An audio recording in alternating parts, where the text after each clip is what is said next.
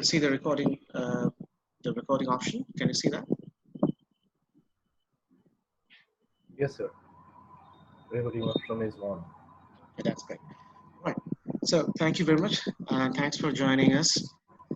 And a very good morning to you all. So yesterday we talked. Good morning. Good morning. Thank you, and I hope all of you are doing well.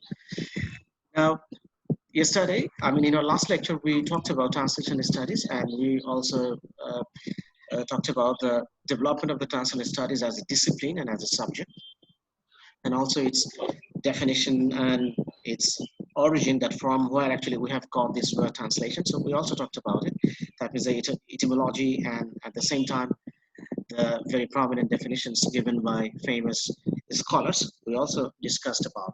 Now, before we begin, I would like to know, I just want to see that whether you can remember some of the stuff from your last lecture's discussion. So if I ask you that, what is the origin of the word, etymological explanation of the word translation? So what do we mean by this? What is translation?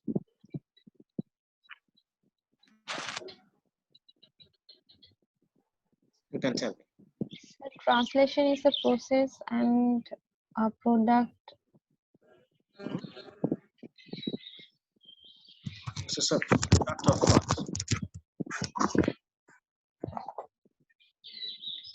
Sir, And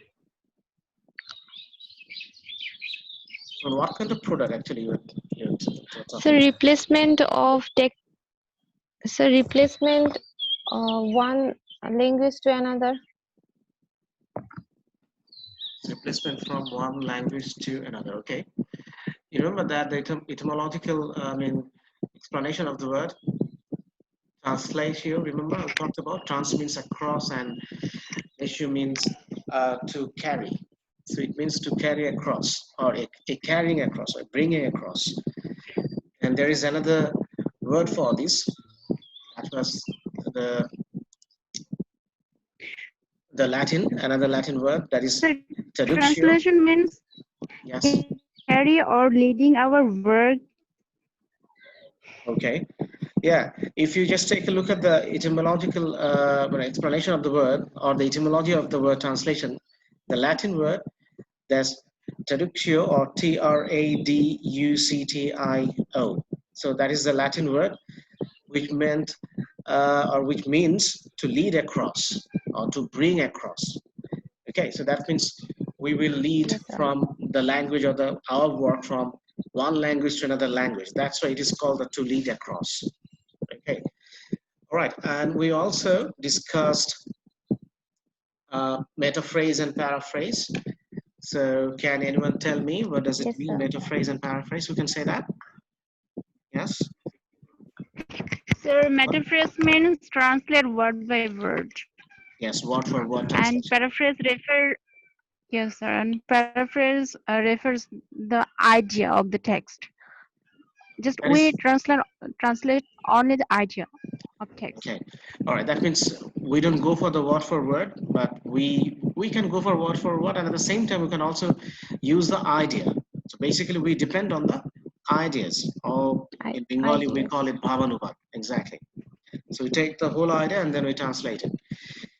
So which one do you prefer? In this translation. Metaphrase or paraphrase? Your name is. Let's see. Let me check. What's your name again?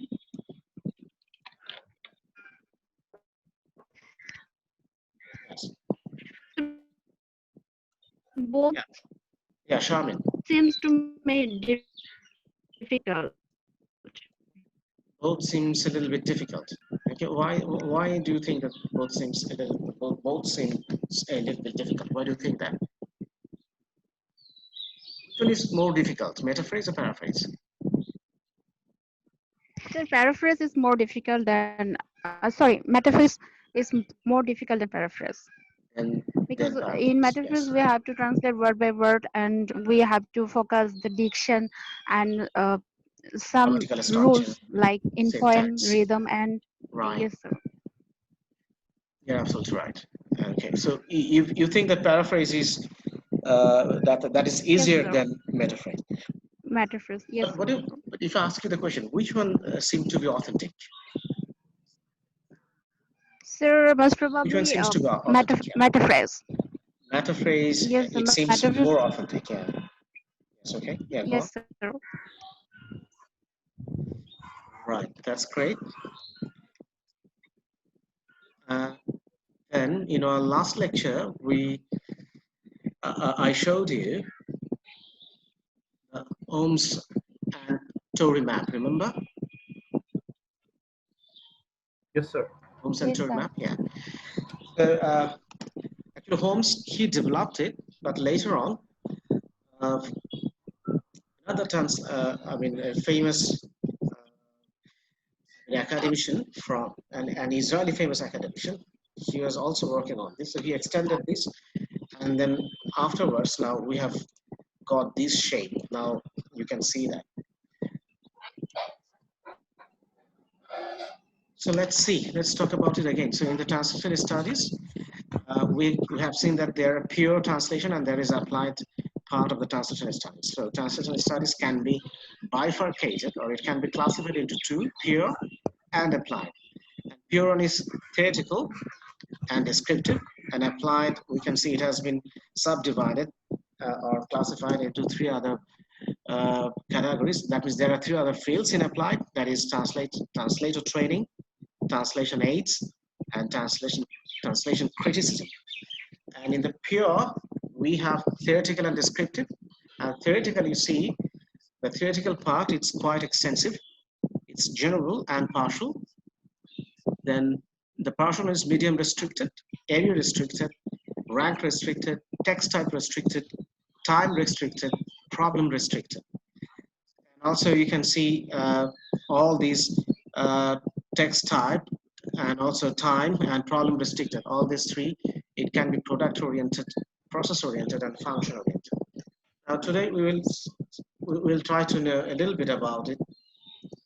Now this is the simple way to understand it. I mean the same map in two different ways. I hope you can see it, right? Can you see this? Yes, sir. Yes, sir. Yes, sir. So just for your, understanding, I have put it, both of these images in this way so that you can get a clear view of it.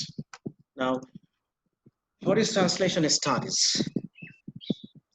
Now, from this above map, or this previous map that already have seen, you see it says that crucially Holmes puts forward an overall framework describing what translation studies covers. So we have seen that what translation studies covers, like pure and also applied, and also they're divided into Applied. many other, yes, they're divided in many other parts. So always try to remember this, this classification, because it will help you to understand the whole translation studies. Otherwise, you might get confused. So this framework has subsequently been presented by the leading Israeli translation scholar, you see, Gideon Torre, as in the figure, as you have seen in the figure. This, we can call it 1.1 for our understanding. And in Holmes' explanations of this framework, the objective of pure areas of research are, so he has described the pure one. Let's go back to this. So you see theoretical and descriptive, right? Yes, sir. Yeah, he's talking about, now he's giving explanation. Holmes said that the description of phenomena of translation, that is descriptive translation theory, the description of the phenomena of translation.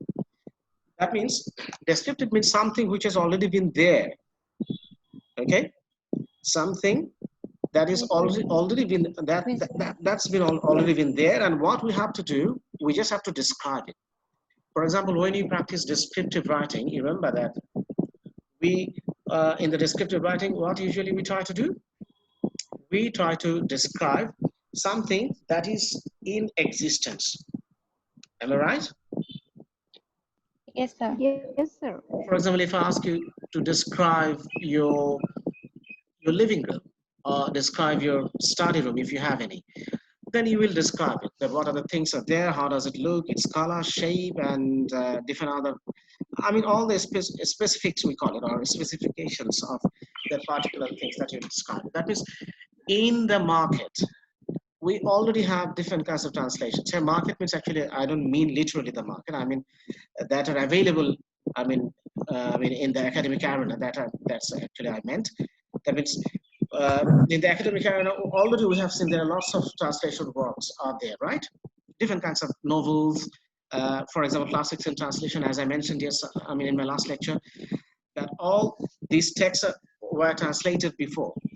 Maybe so you can see that it's not necessary that people who translate, all of them, they must know these translation studies, all the theories and other things. Sometimes people, even those who have very, I mean, good command over English, they will start translating from English to Bengali. I mean, any particular novel or any other text.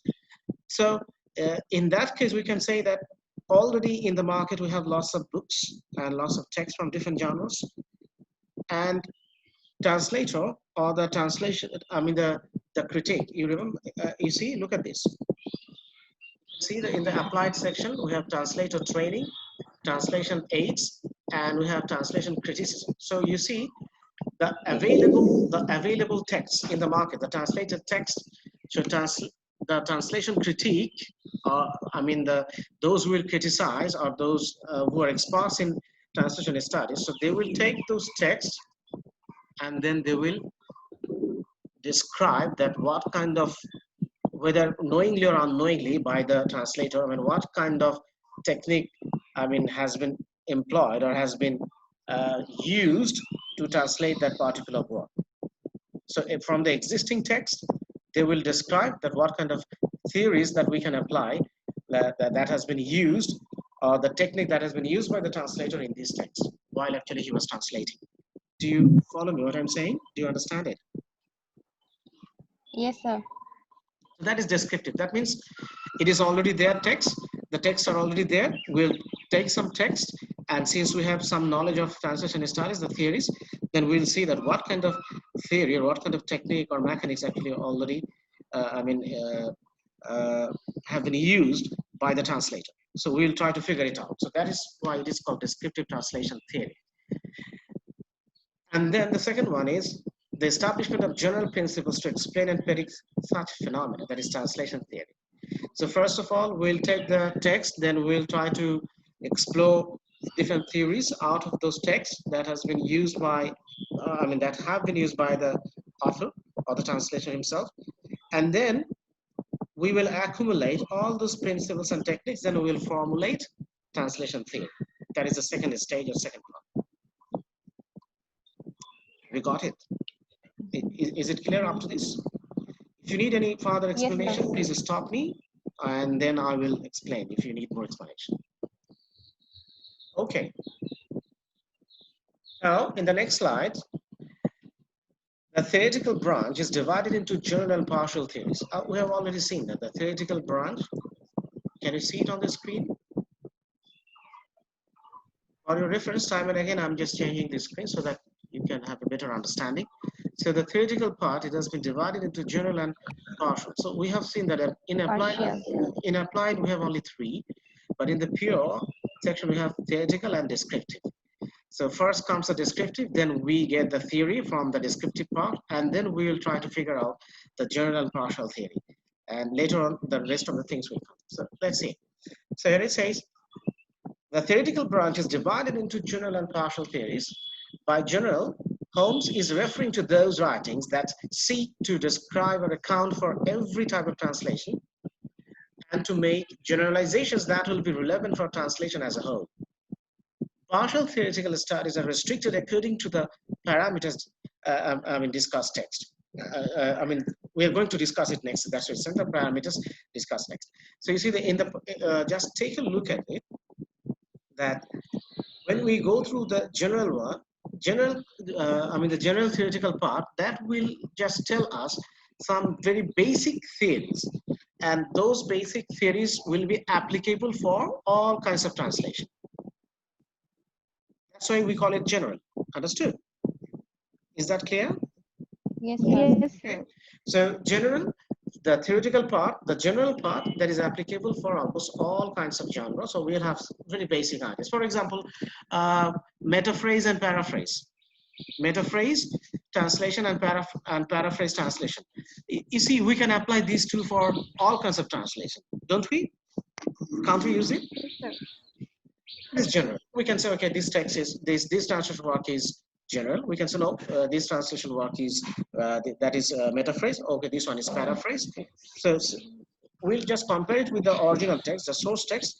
Then we can say that we can apply this general theories of translation.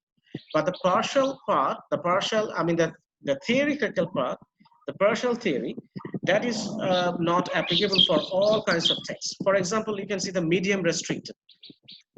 Another one is area restricted. Another one is rank restricted, text type restricted, time restricted, problem restricted. For example, if we talk about the area restricted, or let's talk about the text type restricted, then it will be easy for you to understand. Text type. What do you mean by text type? What do you understand by text type? Just and what kind of, that means different kinds of text, right? Yes, Text sir. type. Restricted means that is only for that particular text. That means there will be some theories, and those theories will be applicable for that kind of text. For all kind of text, we cannot use the general theories. So that's why this partial one is, I mean, it has been categorized very, specifically in this way. For example, if I just give you an example, that maybe for poetry, actually when actually we try to translate poetry, then the theory that we are going to apply, the translation theories or procedure or the process or the technique or the formula that we're going to use for the poetry, do you really think that all the theories will be applicable? That we have already used for the poetry will also be applicable for novel? Because poetry and novel, they are two different No, sir. genres, right? Fine. Can you hear me? Tamanna, Tanzeen Urmi, Shubhasri, have you got it? What Yes, I'm sir. saying? Yes, sir. So you see that in the partial theory, Yes, sir. good, excellent. So in the partial part, what you have got, that theories that will be restricted according to their medium, area, rank, text type, time, and problem. For example, I can give you time restricted. That is very much function oriented, process and product oriented. How? There are some works that that were very much needed. I mean, according to the time. For example, in the 1960s, maybe they needed some text to be translated for that time. Maybe right now we don't need those books to be translated in our language right at this moment because we don't feel the necessity. So that is time restricted. Or even you can give me some fixed time that, all right, you have only 30 days, and within these 30 days you have to translate these texts, and then you have to submit it. So in that case, I will go for something not for elaborate, but I will use some techniques so that I can, or use some theories so that I can translate it within the stipulated time, right? Yes, sir. Right, sir. That's why for time restricted translation, we'll have a different kinds of approach. So that's why he's saying that partial theoretical studies and restricted studies are restricted according to the parameters. And what are those parameters? It will come later. Now there you see. The other branch of research in Holmes' map is descriptive. So we have got one is here. In the pure, we have theoretical, that is general and partial. And the other part of the pure, that is descriptive, right?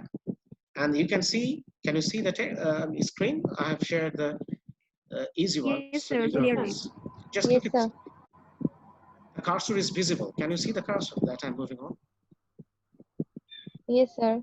All right. So you see the descriptive one, that is product oriented, process oriented, and function oriented. Look at this. So descriptive one is these three things actually we'll get in the descriptive part. Okay, let's move on. The other branch of pure research in Holmes' map is descriptive. Descriptive translation studies, and the abbreviation for descriptive translation studies is DTS. Okay. Always try to remember these abbreviations, because most of the time we're going to use these abbreviations very frequently in different lectures. So it will help you to understand.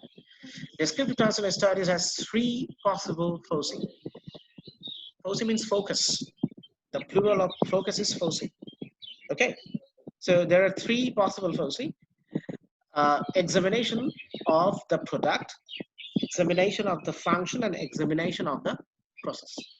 So when actually you want to use the descriptive translation studies, then you will examine the product. What is the product? What is the product? Laptop.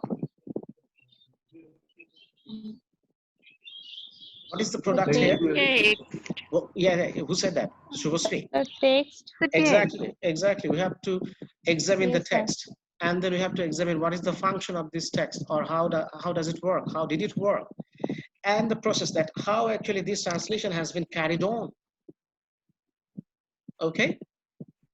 And after doing Okay, so, sir. then it will help us to understand that what kind of theories that we can formulate out of this examination. That means examination of the product, function, and process. Right. Now, in the next slide, here we can see product-oriented DTS. DTS means, you see here we don't have the elaboration, just the abbreviation. So DTS means Descriptive translation studies. Studies. exactly. So always try to remember this. Don't forget it. So otherwise, you will think about DTS. What is DTS? Then you will get confused, and by this time you will miss the rest of the part. So product-oriented DTS, or descriptive translation studies, examines existing translations. I mentioned it earlier. Remember? Just a few minutes Yes, back, sir. I told you that already we have the texts, already we have the translations available in the market, and then we'll take those texts and then we'll try to formulate the theories, that what kind of theories have been used while translating, the translator actually while he was translating this. So this can involve the description or analysis of a single ST-TT pair, or a comparative analysis of several TTS of the same ST into one or more TLS. Now, here you see, do you find it difficult to understand? It's very easy. So this kind of examination or investigation into this text, existing text, how it will work, the process is here. This can involve the description. So this description work to describe, describing this text, the theories or analysis of this text, it will work of a single. What is a single thing? ST-TT pair. What is ST? Shahriar Talukdar. Source text Source Yes. text. and target text. Exactly. I thought that you will tell me that ST means that's my initials. এটা ভাবছিলাম প্রথমে কিন্তু বলি নাই। Okay. That's why I'm telling you that. Don't get confused. That is source text. Okay. Or you can say super serious teacher. ST. Now, here you see description or analysis of a single text, ST-TT pair.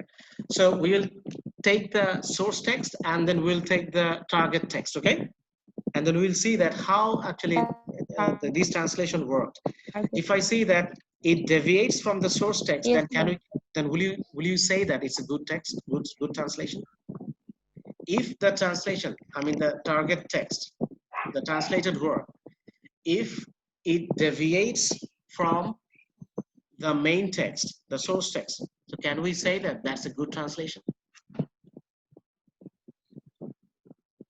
There are, gulf of difference between the source text and the translation text. Sometimes the translation, sometimes translators translate works in such a way that when you read the original text, for example, you can speak English and you are conversant with this language very much. So you have a good command over English. So what you can do, you read the source text, and then again, out of curiosity, you read the translation work. You see, sometimes what happens that sometimes we say that, oh, I read the Bengali one, it's simply actually, I didn't get it.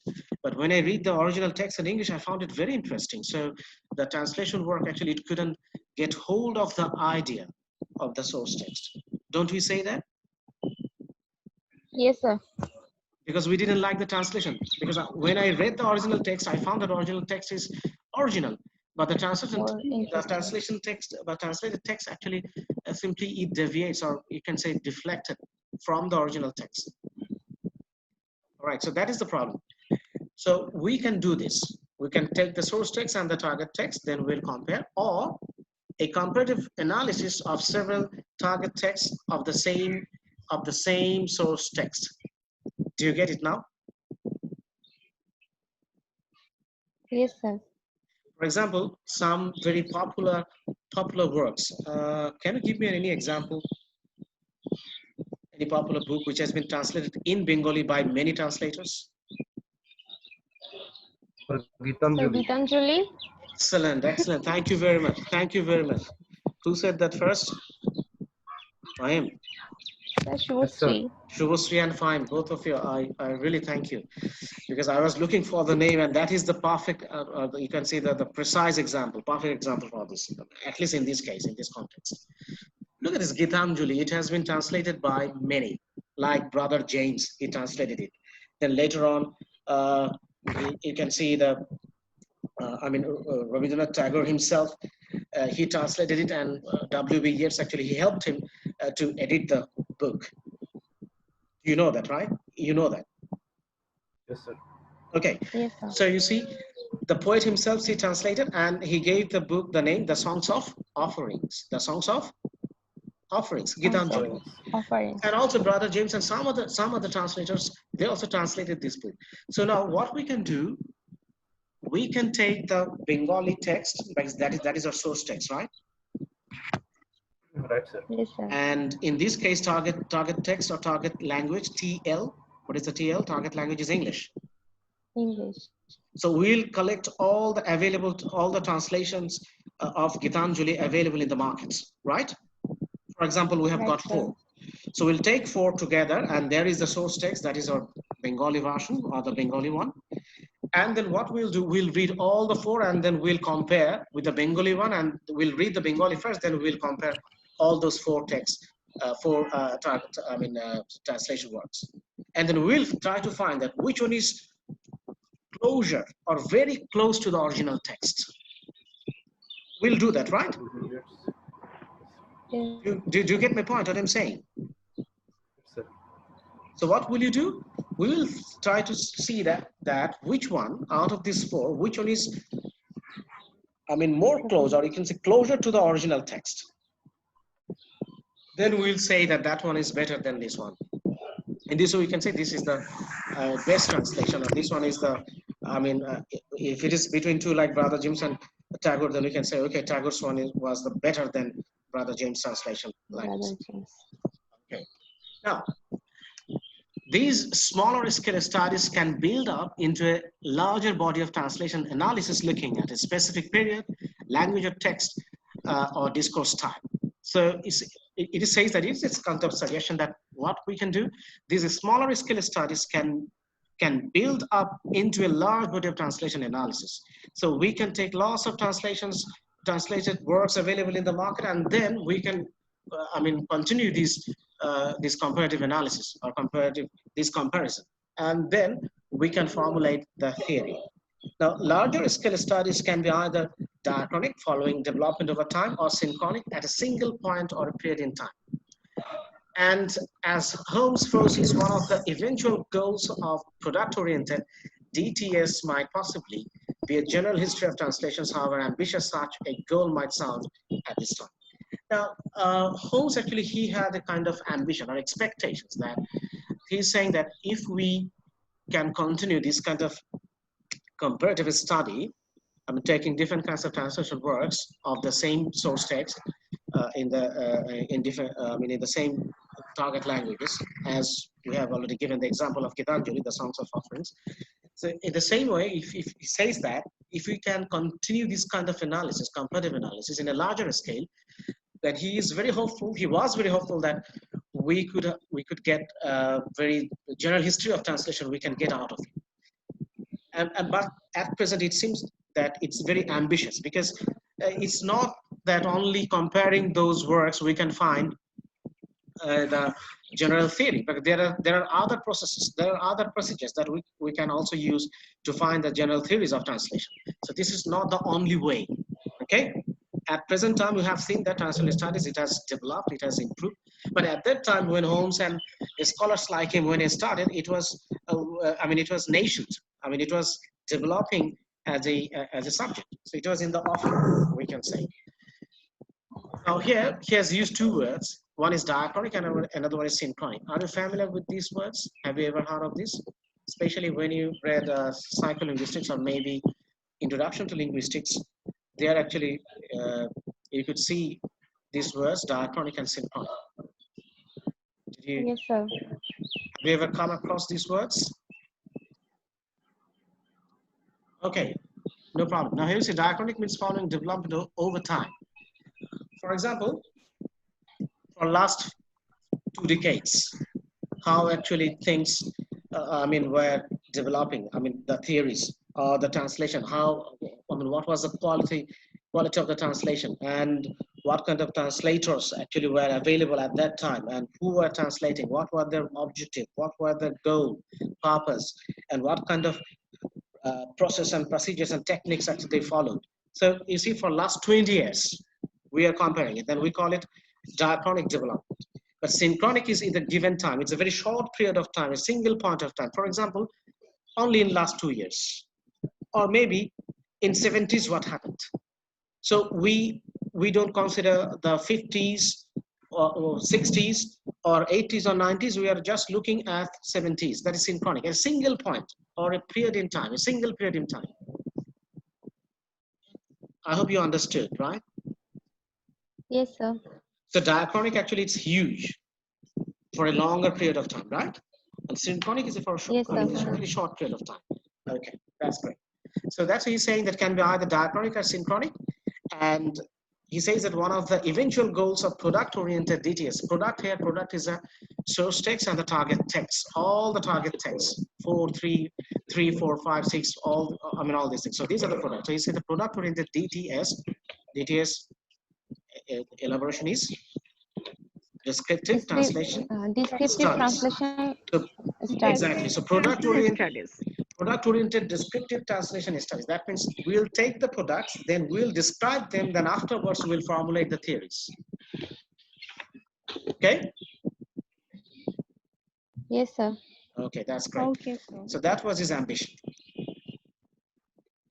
Now, the second part, by function-oriented DTS, now product-oriented is done, and you have understood what is product, and how does it work, you have understood it. So now we'll go for the function.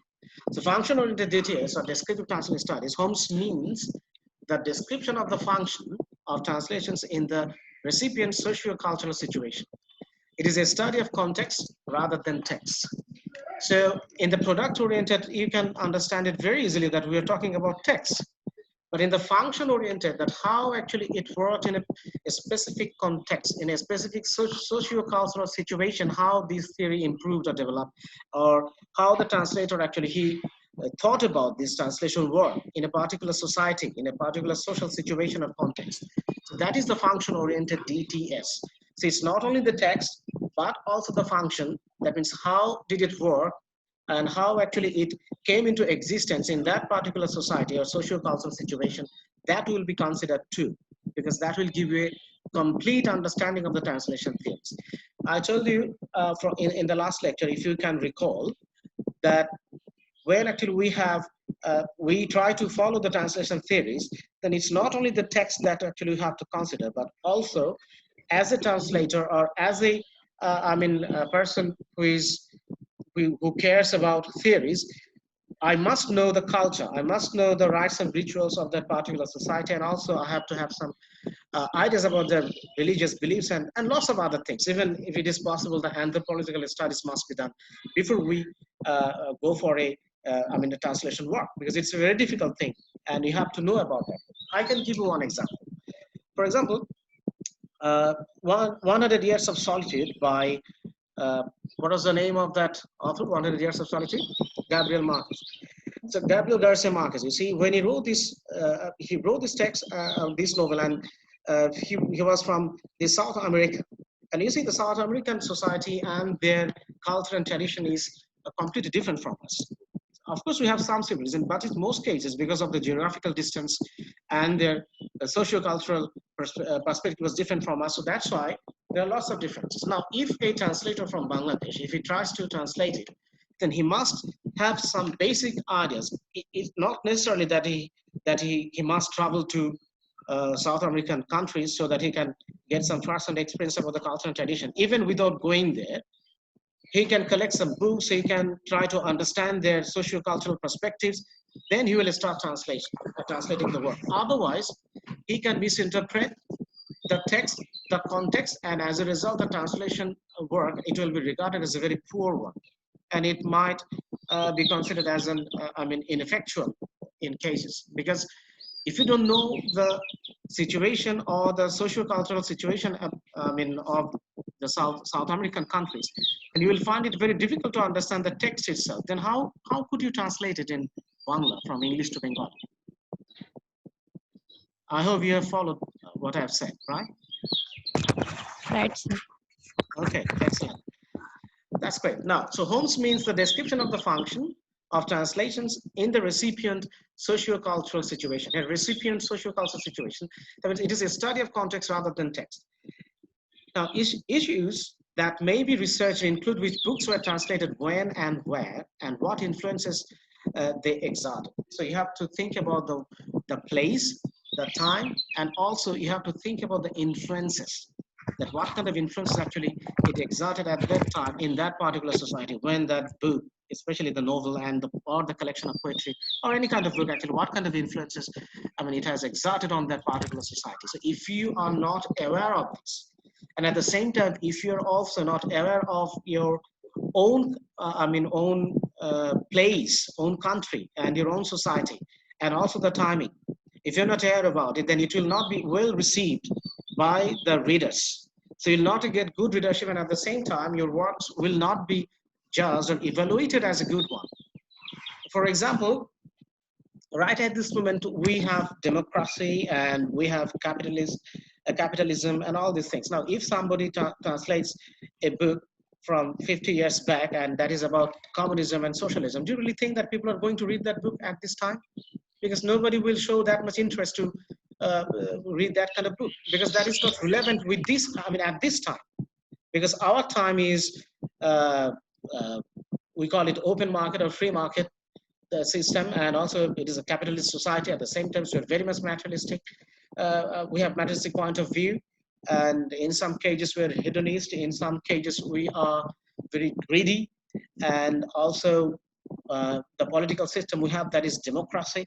So because of all these things, you have to choose that what kind of translation work actually you should do at this point of time. And also you should consider the country where actually you're doing it. For example, in USA, you can translate any kind of work because their society or their freedom of speech has been ensured in that way. Even you can criticize their president and their political system. Fahim and other people, do you understand me? Visalat, Tanzir, are you with us? Do you follow me what I'm saying? Do you get the point? Yes, sir. So you see, what we can do, we have to consider the situation where actually which book. If you translate a book and if you publish it, then it might get you into trouble, right? So you need to consider also that thing. So that's why he's saying that function-oriented details, that is very important, because you need to understand the socio-cultural perspective situation that where actually you are translating, and also the socio-cultural situation of that country, of the original writer. Because if you don't know, and if there are huge gap between the two socio-cultural perspectives, then people will read your translation work and they will not understand it. Okay? Okay, sir. All right. Now, this area, which terms socio-translation studies. So he says that is called socio-translation studies, but which would nowadays probably be called cultural study-oriented translation. It was less research at the time of Holmes' paper, but is more popular in current work on translation studies. These days, Holmes used to call socio-translation studies, but these days we call it cultural studies-oriented translation. I hope that you have heard there is an academic in the academia. There is a subject called cultural studies. Have you heard of this subject? Cultural studies. These days it's a very popular subject, and I know some of my colleagues they got their masters from different foreign countries, foreign universities on this subject, cultural studies, because cultural studies is very much related with our study of literature. So there are lots of researchers actually are going on right at this moment on cultural studies. And these cultural studies oriented translation is also very important because, I mean, when actually you want to translate, culture is an important issue that you might consider. And as a translation studies, part of the translation studies, it has developed, I mean, profusely. Now, was less research at the time of Holmes, but now people are working on this, I mean, this cultural studies oriented translation.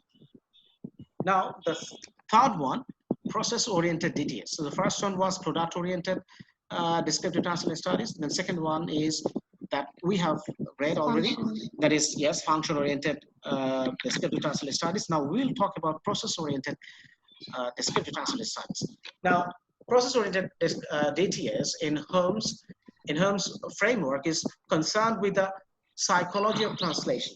That is, it is concerned with trying to find out what happens in the mind of the translator.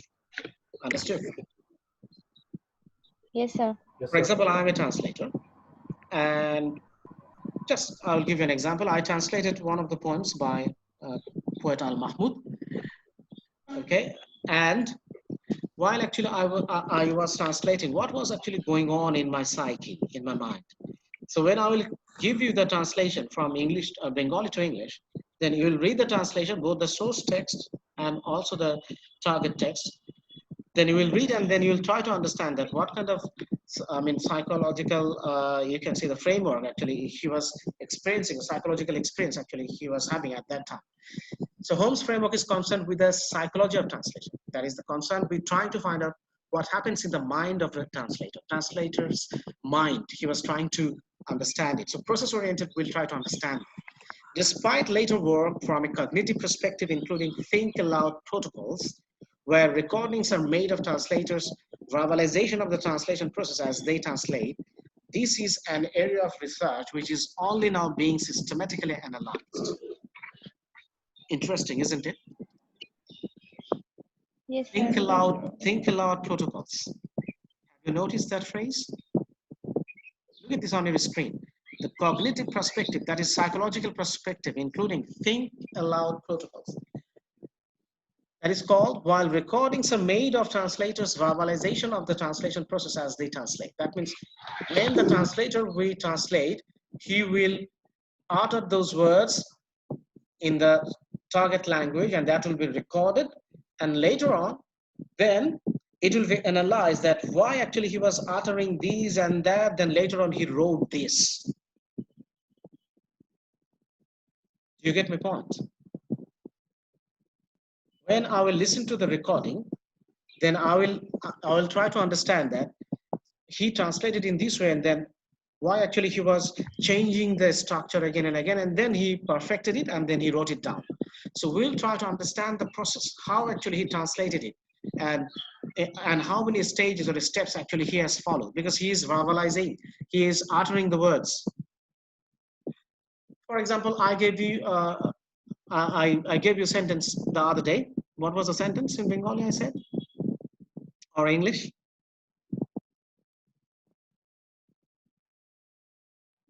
You translated a sentence yesterday, remember? So I want a cup of tea. I want a cup of tea.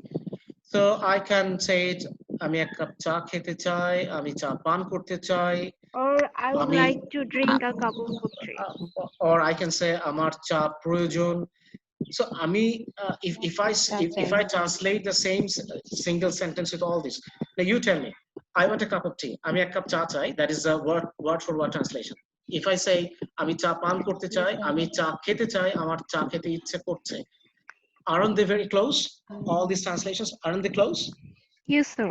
Yes, sir. So you see, while actually I'm translating this sentence from English to Bengali, so I'm uttering all these 4 different alternatives, and then I have decided on the first one, ami cha khete chai. Got it? Yes, sir. Later on, as a critic, I will collect the audio from you, or you will collect the audio from me if you are the critic, and then you will try to understand that he uttered 4 different alternatives of the same sentence, I mean, while actually he was translating that, but why did he choose the first one? Then you will try to analyze it. Understood? That is the psychology of translation, and what was going on in the mind of the translator, you will try to find it out. Is that okay? Yes, sir. Sir. Interesting, isn't it? Don't you find it interesting? Yes, sir. Interesting. Interesting, sir. Okay, now I wanted to finish it today, but unfortunately, we don't have enough time. I think I've already exploited the whole session, right? Do you have enough time for this? No, sir. 9 to 9:50. 5 minutes extra I've already taken. But anyway, Yes. okay. We'll talk about the rest of the things, inshallah, in our coming lectures. So with that note, I'd like to finish up today's discussion. So thanks for your cooperation. Now, I would like to open the floor for questions. So if you have any questions, you can ask me now. If you have any question or any observation or any suggestion.